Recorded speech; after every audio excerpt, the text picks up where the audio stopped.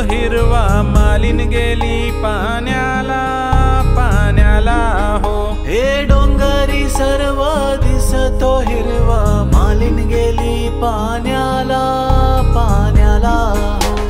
पायात पैंजण हिरवा चुडा हाती हिरवा चुडा केसात गजरा दिसतो बरा। हे पायात पैंजण हिरवा चुडा हाती हिरवा चुडा केसात गजरा दिसतो बरा। हे डोंगरी सर्व दिसतो हिरवा मालिन गेली पाण्याला पाण्याला हो।